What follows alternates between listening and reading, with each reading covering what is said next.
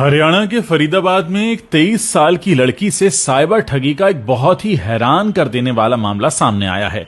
Cyber ठग ने लड़की को 17 दिनों तक घर के अंदर बंद रहने पर मजबूर कर दिया। कहीं आपके साथ ऐसा ना हो, इसलिए इस घटना को पूरा ध्यान से सुनिए।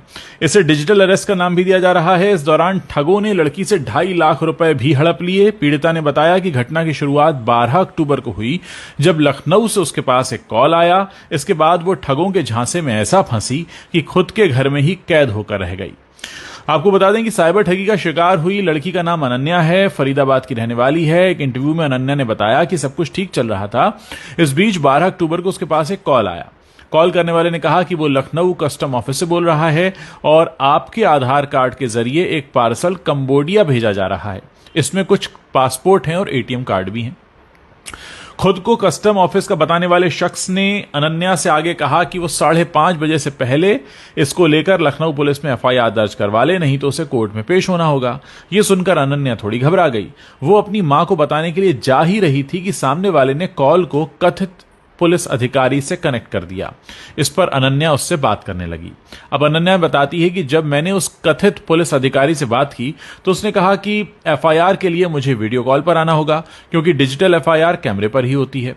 इस पर मैंने स्काइप ऐप ज्वाइन किया और कैमरे के सामने बैठ गई। सामने पुलिस की वर्दी पहने कुछ लोग खड़े थे और थाने जैसा ही बैकग्राउंड भी बना हुआ था। इसके बाद पुलिस अधिकारी ने आधार कार्ड और बैंक डिटेल्स वगैरह चेक करने की बात कही। फिर कुछ देर बाद उसने कहा कि आपके यानी अनन्या के खिलाफ तो पहले से ही एक एफआईआर दर्ज है और अरेस्ट वारंट भी जारी हो चुका है। उसने बैंक के अधिकारी का नाम लेते हुए कहा कि आप उससे एसोसिएटेड हैं और उसके खिलाफ ह्यूमन ट्रैफिकिंग जैसे गंभीर केस दर्ज हैं। हमारे पास सबूत हैं, गवाह हैं, दोनों मौजूद हैं। यह सब सुनकर अनन्या काफी घबरा गई। इसी बीच वीडियो कॉल पर बात कर रहे कथित पुलिस अधिकारी ने कहा कि अनन्या, आप 1 मिनट रुकिए, हम आपकी बात सीबीआई अधिकारी से कराते हैं। और कुछ देर बाद एक सो कॉल्ड कथित सीबीआई अधिकारी भी लाइन पर आ गया। उसने अनन्या से कहा कि जितनी कीमत का आपके खिलाफ चार्ज है, वो बताया गया था करीब 3 करोड़ 80 लाख का, तो उसका 5% यानी 15 लाख रुपया आपको अभी देना होगा, नहीं तो हमें आपको तुरंत गिरफ्तार करना होगा। जब अनन्या ने इतने पैसे देने में असमर्थता जताई तो उसने कहा कि अब हम आपको डिजिटल अरेस्ट कर रहे हैं। इस दौरान आप अपना स्काइप बंद नहीं करेंगी, 24 घंटे हमारी निगरानी में रहेंगी, कैमरा ऑफ कर सकती हैं, लेकिन हम आपकी आवाज सुनते रहेंगे। और इस तरह ये लड़की जो है ये अपने ही घर में कैद होकर रह गई। मतलब मामला यह था कि अनन्या ने जब अपने घर वालों को इस बारे में बताने के लिए कहा तो कॉल पर मौजूद जो शख्स था उसने सख्त लहजे में मना कर दिया। उसने कहा कि हम आपकी मदद कर रहे हैं, आपको इस बारे में किसी से बात करने की जरूरत नहीं है, यह बहुत गोपनीय मामला है। 3-4 दिन ये सब चलता रहा। फिर एक दिन कॉल करने वाले शख्स ने कहा कि अनन्या, आपका केस कोर्ट पहुंच गया है, जज से बात हुई, उन्होंने आपका केस प्राथमिकता पर रखा है, जमानत राशि के तौर पर आपको 15 लाख रुपए देने होंगे। जब अनन्या ने कहा कि मेरे पास इतने पैसे नहीं हैं, तो उसने हिंट दिया कि आप अपनी पढ़ाई की फीस से पैसे दे सकती हैं। यानी उनको पता था कि इसके पास फीस के पैसे होंगे। अब इसको लेकर अनन्या का कहना है कि पता नहीं कैसे उन लोगों को ये बात पता चल गई कि मैं पढ़ाई के लिए कनाडा जाने वाली हूं। इसके बाद उन्होंने फ्रॉड बेल का झांसा दिया, तो घबराहट में मैंने 2.5 लाख रुपए उनको ट्रांसफर कर दिए। ये पैसे हॉस्टल की फीस और पढ़ाई के लिए रखे गए थे।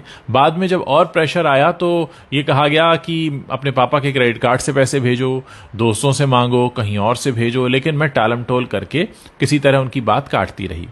इस सब में हफ्ते भर से ज्यादा का समय कट गया। इस दौरान अनन्या अपने घर के कमरे में एक तरह से डिजिटल अरेस्ट रही, वो भी घर वालों से छुपकर, क्योंकि जब वीडियो कॉल करने वालों को पैसे नहीं मिले तो उन्होंने 17 दिन बाद ये कहा कि अब आप फ्री हैं, आपको डिजिटल अरेस्ट से आजाद किया जाता है। अब सवाल ये कि लड़की ने इतना दिमाग क्यों नहीं चलाया और उसने अपने घर वालों को बताया क्या? अनन्या की जो मां है उसने ये कहा है कि पिछले कुछ दिनों से मेरी बेटी लैपटॉप 24 घंटे अपने साथ लेकर चलती थी, खाते पीते सोते जागते हर जगह वो ऑनलाइन रहती थी। हमें नहीं पता था कि उस पर निगरानी रखी जा रही है। डर के मारे वो ऐसा कर रही है, हमें बिल्कुल अंदाजा नहीं था। और पहले हमें लगा कि आईटी का बच्चा है, शायद काम कर रहा होगा, मगर हद से ज्यादा ऑनलाइन रहने और वो भी वीडियो पर ऑनलाइन रहने को लेकर हमें शक भी हुआ। फिर 17 दिन बाद मालूम हुआ कि अनन्या साइबर ठगी का शिकार हो गई है। अनन्या की मां कहती हैं कि दोषियों पर कड़ी कार्रवाई होनी चाहिए। जिस तरह मेरी बच्ची मेंटली टॉर्चर हुई है, किसी और का बच्चा ना हो। फिलहाल पुलिस ने केस दर्ज करके जांच शुरू कर दी है। दोस्तों, ये अपनी तरह का अनोखा मामला है जिसमें डिजिटल अरेस्ट किसी को किया गया।